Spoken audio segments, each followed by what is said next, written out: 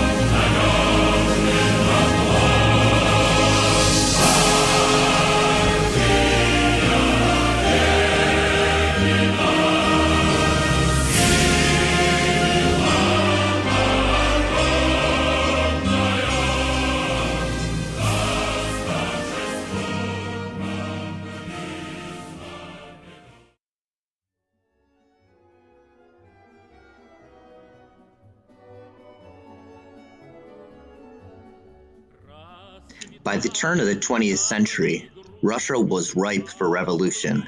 Tsarist policies had left peasants exploited and restless, the middle class growing frustrated from political immobility, and the elite fearing for their security.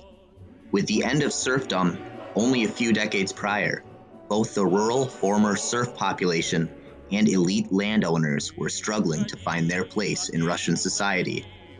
With rapid population growth in the peasant class, the specter of famine loomed over Russia. With the onset of the Industrial Revolution in Europe, Russians saw some of the evils this would bring. Awful working conditions and cramped living spaces that accompany rapidly growing city centers. Industrialization would bring another element that would be crucial to Russia's revolution: solidarity between workers. Past traditions and beliefs of the autocratic Tsar being a benevolent father figure for the population were becoming antiquated and harder to believe in the face of such struggles.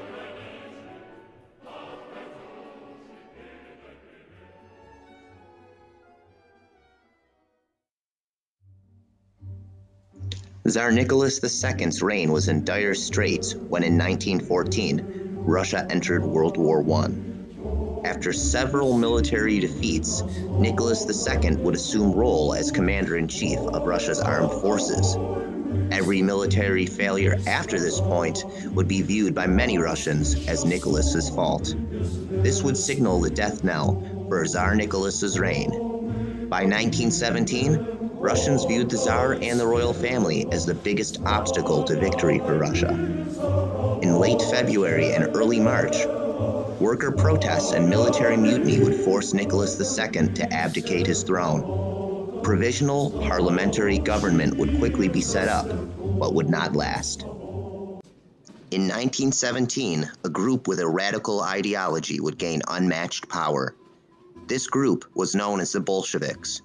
With the support of German money, due to Germans hoping for class conflict instead of continued participation in World War I for the Russians, the Bolsheviks would grow more than tenfold between March and November of 1917. With large numbers of workers and city centers supporting the socialist ideas being promoted by the Bolsheviks, the revolutionary Vladimir Ilyich Lenin provided the ideology for this new group. Lenin, who had recently returned from exile in Germany after being banished from Russia due to openly protesting Tsarist rule, would be the movement's mouthpiece. Embracing and adopting Karl Marx's Communist Manifesto and the ideas behind it, Lenin would help set up the first socialist government in modern history. He preached a doctrine of equality, peace after the initial overthrow of capitalism and government, and democracy for all Russians. Under socialism, much of primitive democracy will inevitably revive, since, for the first time in history of civilized societies, the mass of the population will be raised to independent participation, not only in voting and elections, but in day-to-day administration. Under socialism, all will administer, in turn, and will quickly become accustomed to nobody administering. He argued for a slowly dissolving state that would help transition the nation from capitalism to total scientific socialism. So long as the state exists, there is no freedom. When freedom exists, there will be no state.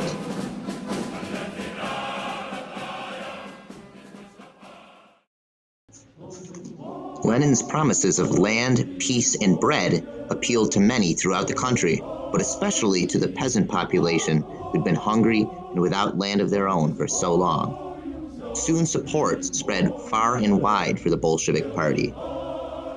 Less popular with the upper class was the cry of "loot the loot," which encouraged the lower class to sack and pillage the upper class of their belongings. There would be no place for such flaunting of wealth in a classless society, as was promised by the Bolsheviks. With administrative and timing help from another party leader, Petrograd Soviet chairman Leon Trotsky, the Bolsheviks would lead a mostly bloodless seizure of power from the rest of the provisional government. Trotsky's speaking ability to motivate troops, and thorough planning would all combine to help the Bolsheviks successfully conduct a coup d'etat in early November of 1917. These events go by many names. They are sometimes referred to as the Bolshevik Revolution, the October Revolution, or Red October.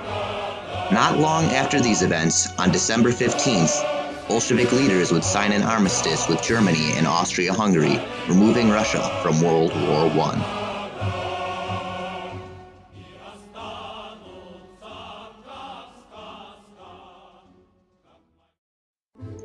Despite a large amount of popular support, anti-communist forces that argued the legitimacy of the government emerged to challenge the Bolsheviks. They would become known as the White Army, and they would quickly become the main adversary of the Bolsheviks. Warring between the White Army and the Bolsheviks' military branch, the Red Army, would go on for years. This conflict would become known as the Russian Civil War. After taking control of Tsarist arms stockpile, the Red Army would quickly become the strongest military of the region, with munitions far superior to that of the White Army. This would help them overcome white forces for good in 1921. This would result in the cementing of policies and a new nation, which would be known as the United Soviet Socialist Republics, or the Soviet Union.